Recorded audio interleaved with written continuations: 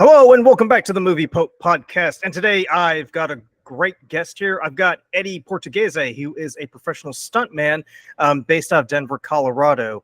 And if you've recently seen the movie The Fall Guy, there's going to be a lot of questions about what stunt people do.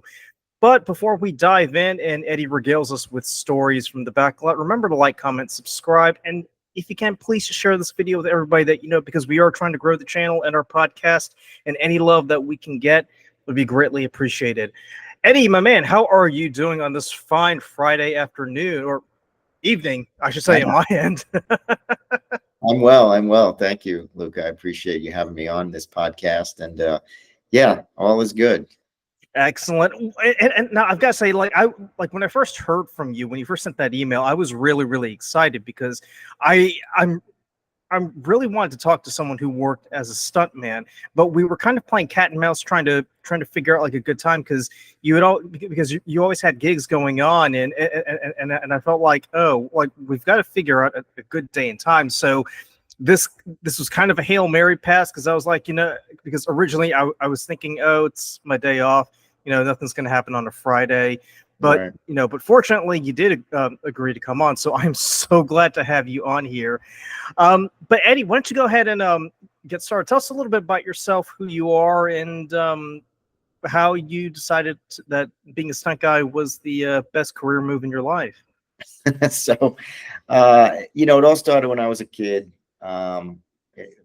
watching James Bond movies and seeing all that action take place, and not really understanding film at that time. And my father, who was a big fan of James Bond films, we used to watch them together. Mm-hmm. And I said, hey, I want to be a spy. These guys do some great stuff. And he explained to me, like, this is a movie. Spy life isn't quite like that. Yeah. Those are stunt people doing these action in these gigs. And I was like, oh, okay, I want to be a stuntman. And roughly around the same time, a movie called Hooper came out, starring Burt Reynolds, which was directed by Hal Needham, a very famous stuntman turned director. Went on to do Smokey and the Bandit, Cannonball Run, all these Burt Reynolds action films. And when I saw Hooper, and I saw that was the Fall Guy of my generation. So I'll say that. So that movie, and a lot of people my age became stunt people because of Hooper. And I feel like with the Fall Guy, there's going to be this generation of young boys and girls who are going to say, I want to do that too. And that's going to be their catalyst to becoming a stunt person in the film industry. So that's sort of how it got started. And then I didn't, again, this was going back quite a few years. There wasn't, I'm going to age myself here, but there wasn't the internet to pull from. So there wasn't a lot of information on how to become a stunt person. And I was on the East Coast. So all I really knew was I thought all the films were made in Los Angeles, California, Hollywood. That's right. And at the time, frankly, most of movies were made there. We didn't have these places like Atlanta and the Carolinas and even in like Albuquerque, New Mexico, that are kind of blowing up in terms of filmmaking. So at the age of 19, I moved to California. And I was lucky enough to fall in with a group of people that were training new stunt people, or training young people to become stunt persons. So that's how I got my training. Spent a little bit of time in California, not long enough to really get in out there. And then I ended up moving to Chicago years later, and that's where I got my SAG card, kind of cut my teeth with some stunt people in a group called Midwest Stunts. And then eventually I moved to Colorado, and that's where I've been, doing the business out of Denver, Colorado now for, a good time now. So you mentioned something really, really intriguing. You said that when you moved to California, you trained to be a stunt person. Now, this just goes to show just how ignorant I am. I always just assume, that if you want to be a stunt person, you just went up to the production office, said, hey, I'd like to get a job as a stunt person. What do I do? And they tell you, well, you stand over here, and then, someone's going to like pretend shoot you or throw something at you, and you just take it. And then we yell cut, and that's it. But you mentioned that you had training. Was there, were there any sort of qualifications you needed in order to kind of get in, or did they just take anybody? Well, the ad that I answered in the paper, was significant to me in my life. So I'll never forget the words, but it said, "Athletically inclined people wanted for stunt training." I was always an athlete. I played football, baseball, tons of sports growing up, and Yeah. so I was athletic. I had agility, and I thought, that fits my that fits me. So that's how I got started. But I'll tell you, Luca, like I would say most of the jobs in the film business don't work the way normal jobs work. Like you just go in and you apply, and right, you get a gig. It's really tricky getting into this business. And I know we're going to discuss a little bit of that later, because that was one of the things we had said we'll discuss. So I won't get into it now, but yeah, I was kind of under the same understanding. Like, I'm out in California, I got my training now. I'm just waiting for someone to like recognize me. And it just didn't work out that way for obvious reasons, right? Hmm. So I ended up moving out of California. But down the road, eventually, I figured out the business a little bit more, and learned how to get into it, and then utilize the training that I had. So So what exactly goes into the training to become a stunt person? that's a great question. Lots, and it just depends on where you get your training and what the unit is kind of offering.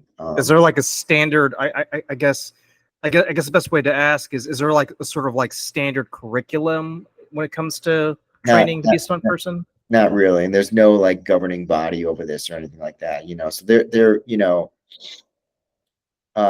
there probably can be some real bad trainings out there, where people are just trying to exploit people for money, and say, hey, I can train you to be a stunt person, and they're not really teaching you good techniques or anything like that. The guys that I ran into were trying to build a stunt team. That was their idea. So they had some guys on staff that were experienced, and then they were getting new people in to train them and build kind of a group. And so there were actually 3 classes in this. It's now a defunct unit called the United Stunt Academy. And I was in the 2nd class, and then I went on to help train the 3rd class, after having graduated from the academy. And so we went through. I was taught theatrical stage fighting, so really not more for stage than for film. But of course, over time, I've learned how to utilize those skills in a film scenario. But I learned things like body burns and high falls, and a lot of car stuff. Not so much driving, but more like car hits, dismounts, jumping out of a moving vehicle, transfers going from one vehicle to another. We did, of course, fighting with some weapons like knives and pick handles. And that was, we learned how to rappel too. That was part of our training as well, rappelling. And that was it. But then a lot of that stuff that you see in movies, you kind of learn on the job, because it's not like, I mean, you can practice stuff, of course, and we do, we train, but you don't want to be practicing too many, wrecks and falls all the time, because it's a wear and tear on your body. So like things like a stair fall, I learned some of the tricks about how to do a stair fall safely and how to protect yourself. But it's not necessarily something I rehearse a lot. So this leads me to another question, because I love following football. Like, Mhm. I will go, I will wake up every morning and just check Google Sports to see what's going on. And every day, like, you read these stories about, so and so who was a wide receiver for this team. They retire at the age of 26. Mhm. So at least so you probably know where I'm going with this.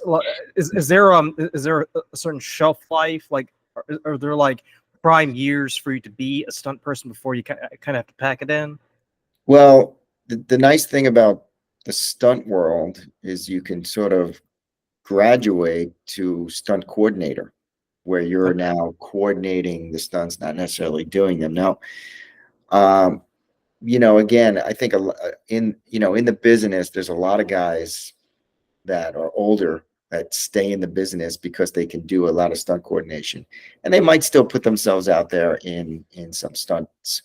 A lot of guys graduate into driving and they become wheelmen because that's a lot. I would say it's safer, right? If you saw the Fall Guy and the guy does a 8.5 cannon roll, right? But being a driver is a lot less taxing on your body than doing a stair fall, right? Right. Or falling to the ground, getting kicked in the chest, whatever the fight entails. So in terms of ages, I think I'm going to stay in this thing as long as my body holds up and as long as I can.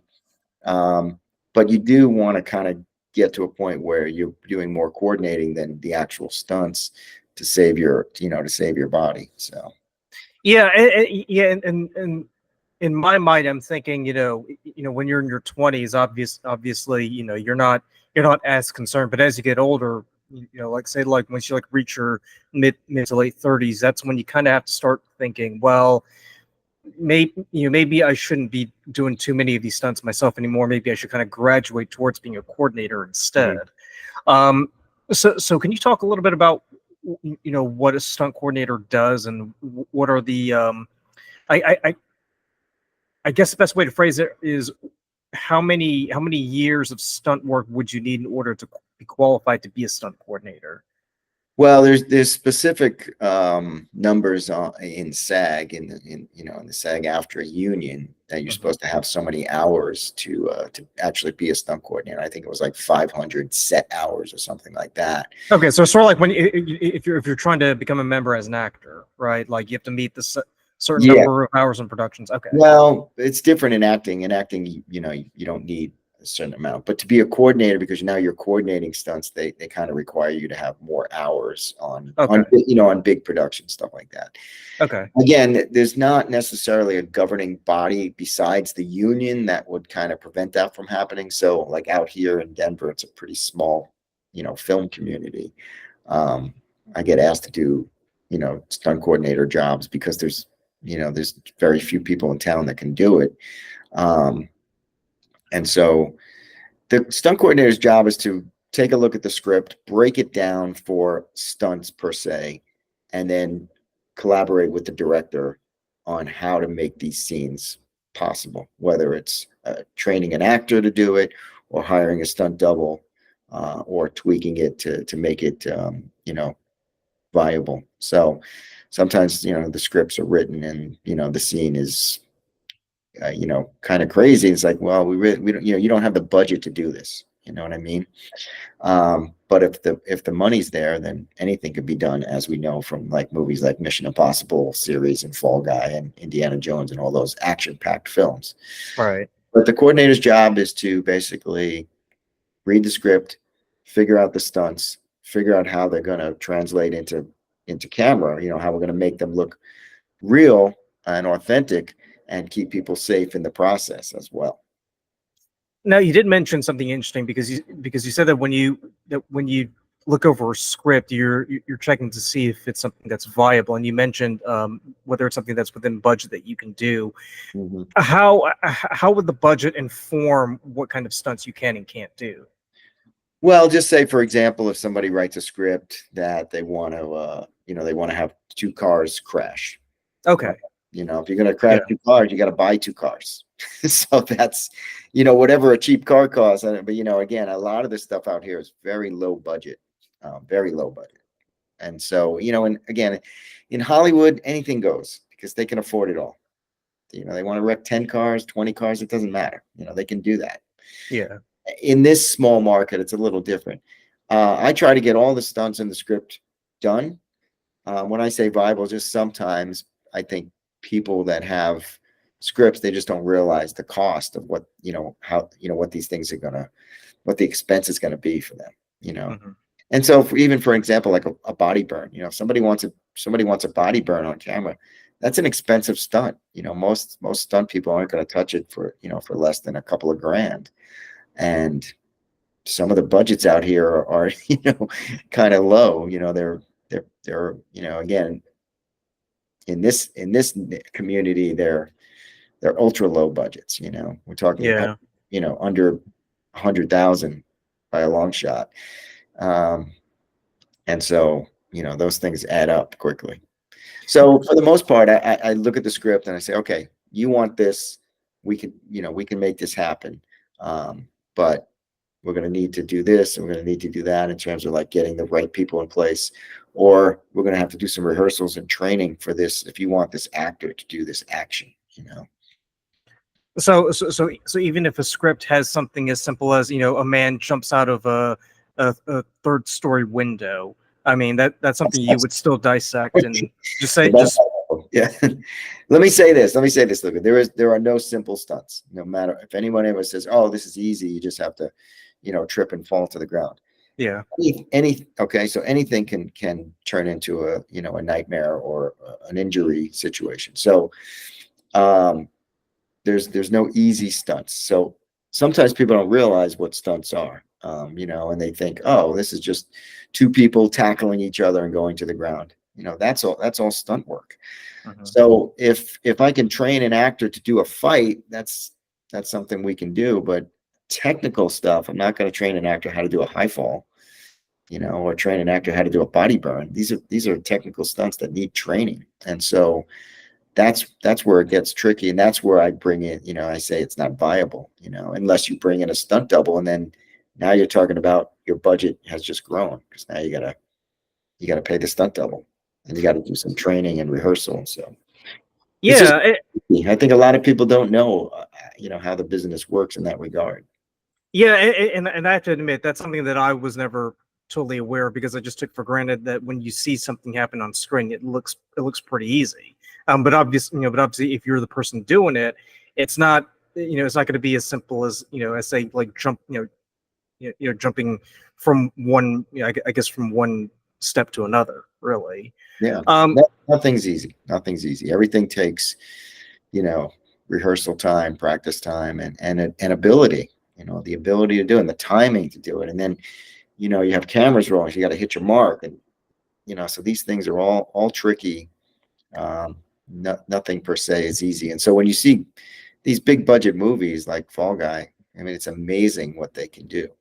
Um, Things are different now because we do have, the ability to do green screen stuff. So a lot of stuff you'll see can be done in a studio somewhere, as opposed to live action, where, back in the days of Hal Needham, that stuff was all done in camera, um, in live action, without any kind of, green screen ability. And, so kind of like you saw in the movie towards the end there.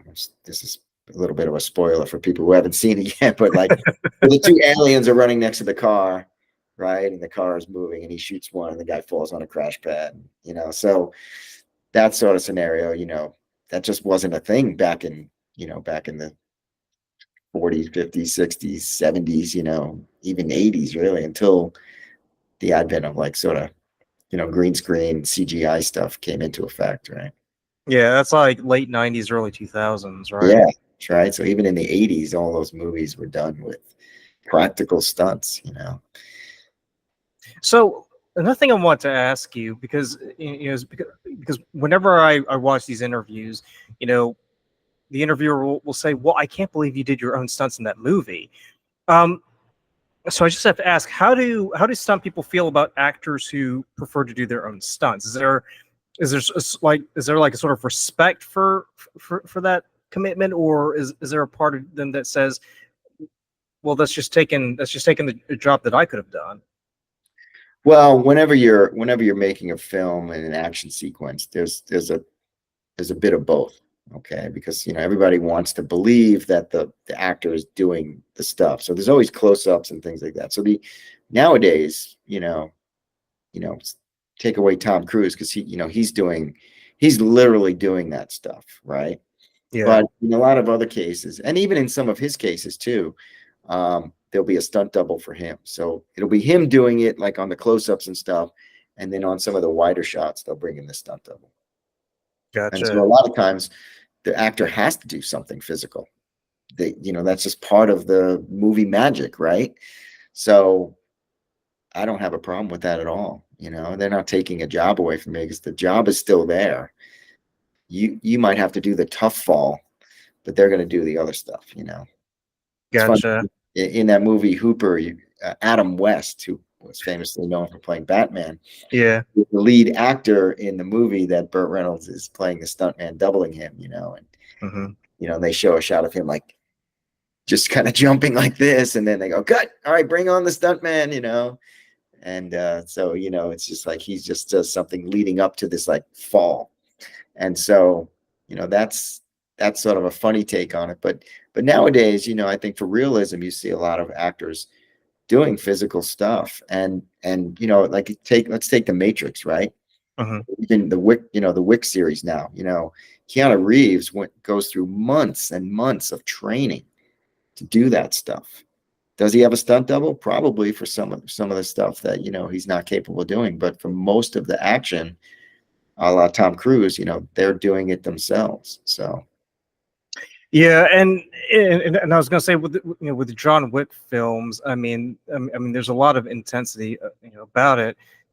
Just because of the fact that John Wick is someone who's, or I should say Keanu Reeves, I should say, he's the kind of person who kind of thrives on being, the man, giving out the punches as opposed to having someone else do it for him. Um, now I was gonna say, wasn't the director of the John Wick movies? Wasn't he a stunt guy himself, or yeah, stunt coordinator?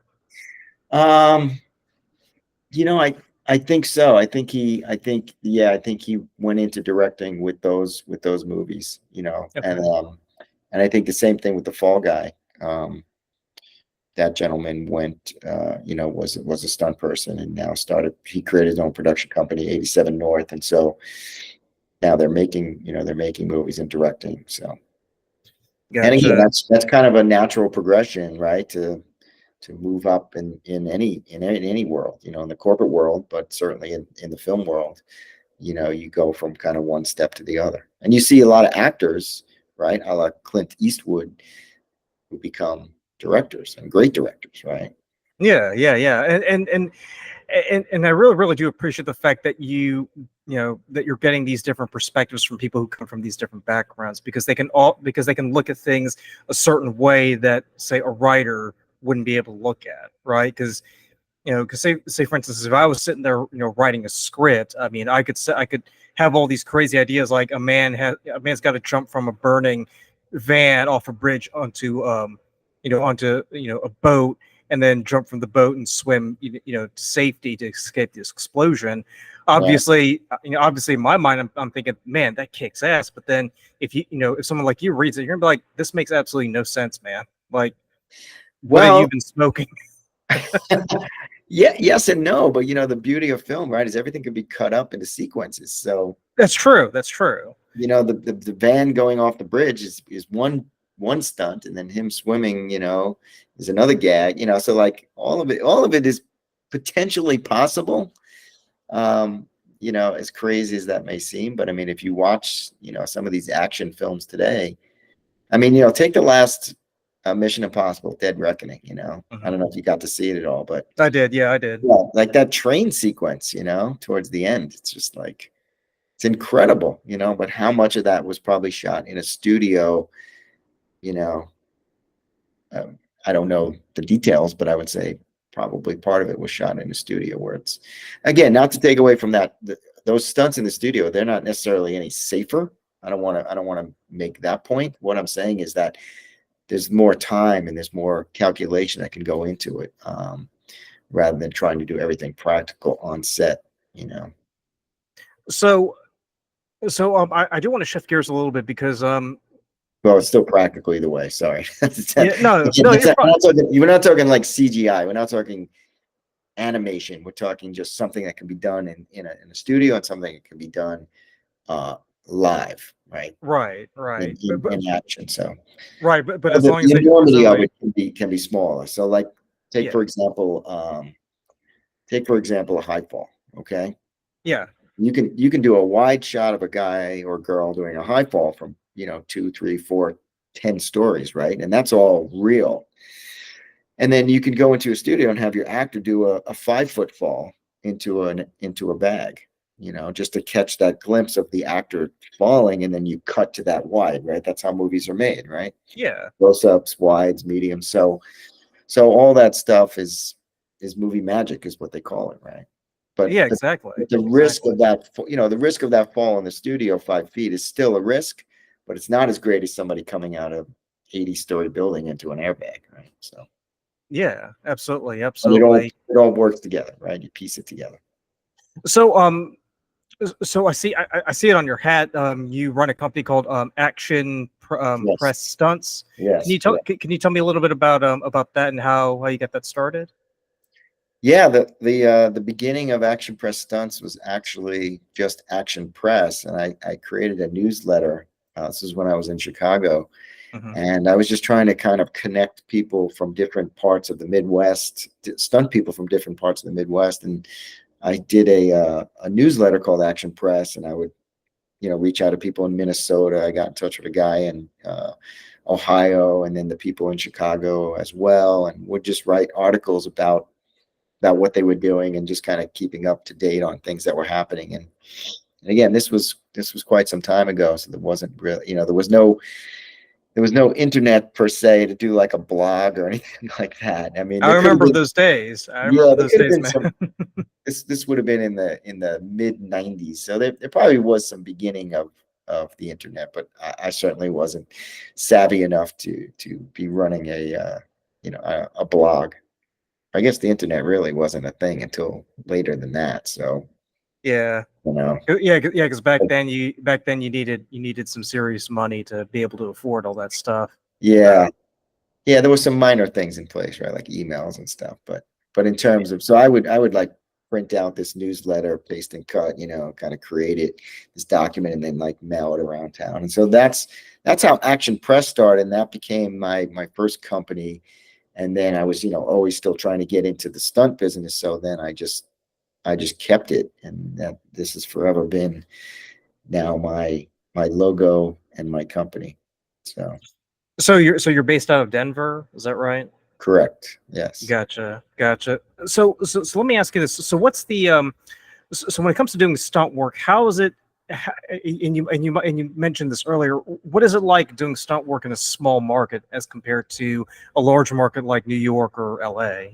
Yeah, I mean everything, it's quite different here. I mean, the most of it is run by budget. So that's what I was saying, like low small budget movies. Like a lot of stuff I do is in the, to be honest with you, is in like the 25,000 range, up to 5 million. So I did a movie a couple of years ago that the budget was 5 million. So that's pretty big for this market, to be honest with you. But most of the stuff we run into is pretty small. And so one of the differences is that there isn't a big budget for doubling actors and having these grandiose stunts. So most of the stuff that happens in town here is usually fight scenes. I mean, I did do a body burn in town years ago, so that was something, but that was, again, that was in the budget, so they had it. So in a small market, a lot of the times what I'm doing is I'm training actors how to do fights and things like that. So like to give you an example, when we first tried to connect, I had just wrapped the movie The Mountain with Dustin Chitty, who you got to speak with Yeah. a number of podcasts ago, I guess now, right, or whenever that was. So Dustin had a script, and he contacted me to be the stunt coordinator. And one of the scenes was a person getting drowned in a lake. And I had said to Dustin, I said, "Well, do you have this person cast?" He said, "No." And I said, "Well, if you're open to it, I would be willing to play that part, because it's easier for me to do that stunt than to train someone how to do it." Right. So that's how it worked out. And so I coordinated other action in that film, and then I played the part of the character, Ray, getting drowned in a lake, with Dustin as the actor. So he and I did rehearsals together, with the camera operator, to kind of get that synced in. So so is that typical or is that more of like an exception? In this town, it's a little bit more typical because if I can get myself in there to do something, I will, because again, it just saves me the time and energy of having to train someone to do it. But sometimes that's not the case. Sometimes all the roles are cast, and I just have to train actors, or on occasion, get a stunt double. But I'll be honest with you, Luca, there's not a whole lot of stunt people in town. There really aren't that many people in town. And as you may know, this is not a big film town. No. We don't get big budget films here.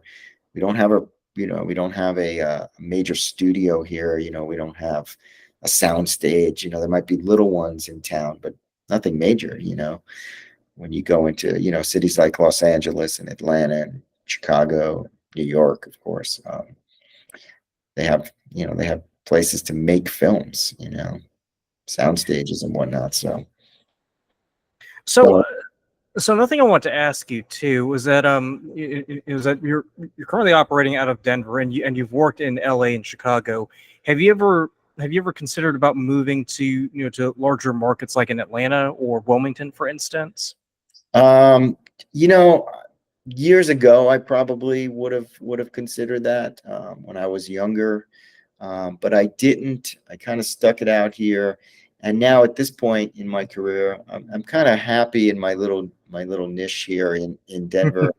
Um, and like you said, I do have some contacts in other states, and so occasionally I'll get called to work in those states, and those are generally bigger budget projects. Which is nice for me because I usually don't coordinate out of state. I usually just go and do some stunts. So it's Right. kind of nice, but the pay is better and all that stuff. So, So, so if someone were to come up to you today and they said, "Hey, Eddie, I just saw the Fall Guy. I'm really, really keen on getting my foot in the door in the film industry, and I'm really, really interested in being a stunt person. What do I need to do? What would be your advice? Like how would they get started?" well, I would definitely want them to get some kind of training, some kind of, professional training from someone who really can teach them the right techniques and learn, how to do stuff correctly for camera, for film. And then, getting back to your point, I would say you really have to move to a city that has a lot of production going on. So a place like Atlanta or the Carolinas, like you mentioned, Wilmington, of course, Los Angeles, New York, possibly, just somewhere else. And again, there's not that many places. Chicago is a pretty big production hub.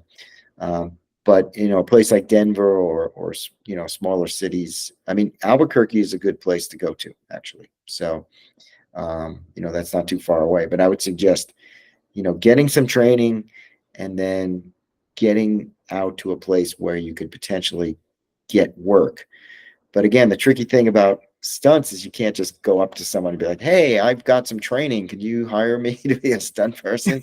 It's not how it works.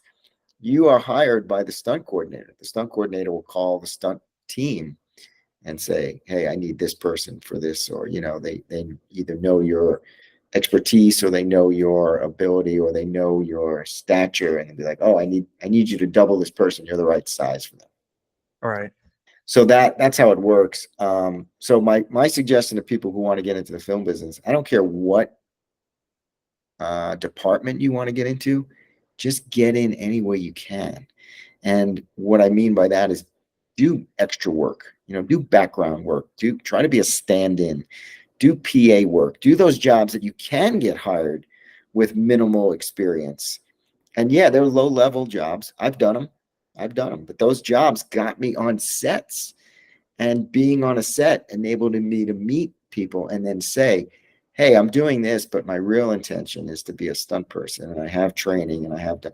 So this is my advice to young people. Uh, get in the business any way you can. And it may not be what you want to do in your heart of hearts, but get in there, get in the door, get to know people, and then let your intentions be known. My real love is to do this. And it's interesting that you said that, because I did an interview with Keith. He works with crafts and services on film sets, and he pretty much said the same thing. He was like, "You know what? Most people who get started in craft services don't stay in craft services. They usually end up going into a different field, like either being a DP or a Mhm. gaffer or something like that. So it it's so interesting that what you're saying pretty much aligns with what he told me a few episodes ago.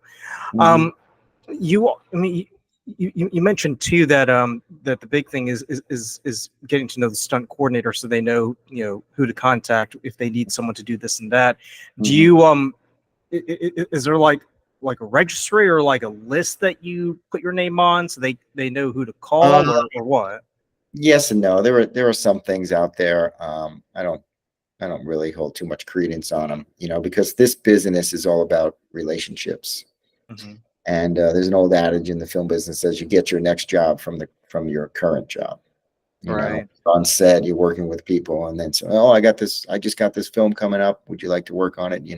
Next week when we're wrapped here. Sure, great. So you build relationships with people, and that's my experience in all the jobs that I had, whether it was a PA or a stunt person. I got jobs based on the relationship I had with people, and continue to have with people, because especially in the stunt part, the stunt business, it's a very trustworthy business. So you're not going to call on somebody that you don't know to come and do something with you that's potentially, life threatening or dangerous, right? So Yeah, you kind of have to earn it, yeah, earn yeah. your stripes, as it were. Right. And that's just sort of the way the business is. There's a lot of nepotism in the film business. And that, people say, oh, it's not what you know, it's who you know. And there's a lot of truth to that. But you also have to have some talent, some skill, when you do get that call, right? You still have Yeah. to be able to perform. So, um, but yeah, getting your foot in the door, that's probably one of the trickiest things to do, because there are only a few jobs that you can get without much experience. And those are the ones I mentioned earlier. Hmm. But people should not be afraid to do those jobs, because it gets you it gets you where you want to be, which is on a film set. Right, and if you put the word out there, it'll get you, where you want to get to eventually. Hopefully. I mean, you know what? Many people, got their start in the business because somebody took a chance and took them under their wing. They'll tell you those stories. My story is no different. But so I try to be a person who is open to people who want to be involved in the film business. By encouraging them. And someone says, "Hey, would you sit down and talk with me about stunts, or how do you think I should do this and that?"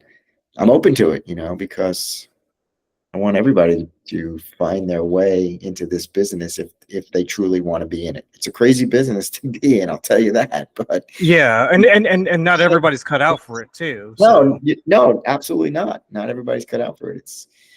It's not as glamorous as many people think it is, because we see the glamour, right? We see these, like, entertainment shows about the luxury that these people are living. But it's also a really arduous job, to come to set and wait around for hours and then deliver your lines perfectly, maybe numerous times, right, in terms of acting. And then, for the stunt personnel, waiting and waiting and waiting, and then get called on a set to do this gag and hit your mark correctly and not hurt yourself doing it, and not screw it up for the film. So it's definitely unique. I'll say that.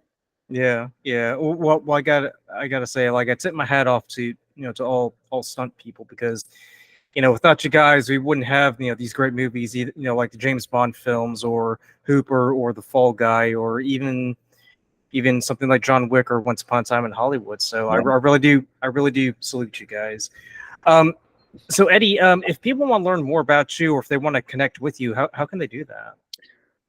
So I'm on a website called Film in Colorado, where sort of my information's on there for hire.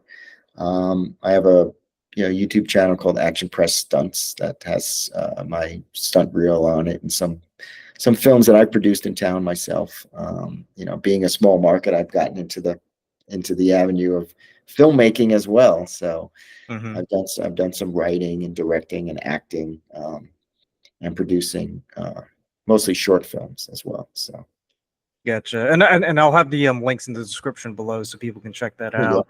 Perfect. But Eddie, man, I can't thank you enough for taking time out of your day to be on this podcast, man. I really enjoyed chatting with you. I actually learned a lot because there were just so many things. When I went into the conversation, I thought, oh, like anybody could do it, but but it's just like with anything in film, you kind of have to have the talent and the drive to do it. So I really do appreciate you taking the time to educate me on this. So before we sign off, I have to ask this of all of my guests. What's your favorite movie or TV show that you've seen recently that you just want people to know about and they need to drop everything they're doing right now and go and watch it immediately? What would that be?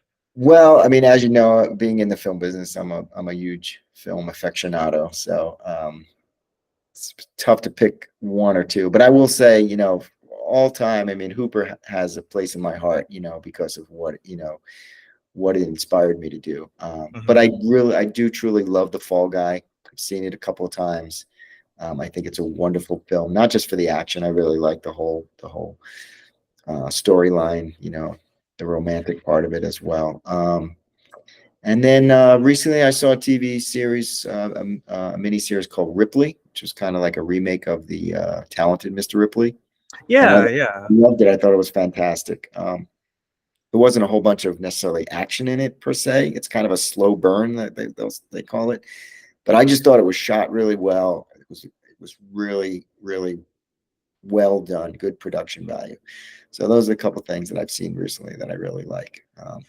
So one other thing I want to ask you too. So is it true or is it a misconception that stunt people only like action films? No, that's not true at all. That's Okay. not true at all. I mean, as a person in the film business, obviously I love action films, right? Because I like to see that stuff getting done. But no, I'm a big fan of all kinds of films. In fact, last year I produced a romantic comedy, a rom-com, with my nephew, a first-time screenwriter. It's called Statistical Probabilities, and it's in the festival circuit right now, doing very well. So we produced that together, and that had zero stunts in it, So. You hear that, folks? Stunt people can do other things, and they don't necessarily have to involve stunts. Right. Oh man, Eddie, I really do appreciate taking the time to be on this podcast, and I really would like to have you come back as soon as possible because I feel like there's just so many things we can chat about. Just out of curiosity, is there like a particular genre of films that you gravitate towards? Like, are you a big horror fan, or do you like sci-fi or rom-com or documentaries, or? I think the thriller is film. I like thriller films, drama, action, of course, action films. But I love it all. Comedies as well. Not really a huge fan of horror, although there's typically a lot of stunts in horror. And it's funny because horror films are sort of, for some reason or another, easier to make on a low budget. You've probably heard this before, but it's true. A lot of young filmmakers want to make horror films. So I get a lot of calls to coordinate horror films. There's a lot of like stabbings and these kinds of deaths. So not a huge fan of it, but it's kind of whatever comes at me, I got to tackle, right? So yeah, exactly. I mean, at the end of the day, it's a gig, right? So you just go with it. Yeah. Well, that will do it for this episode of the Movie Pope. Remember to like, comment, subscribe. And as always, thank you so much for taking the time to watch, and we'll catch you in the next one. Bye. Awesome.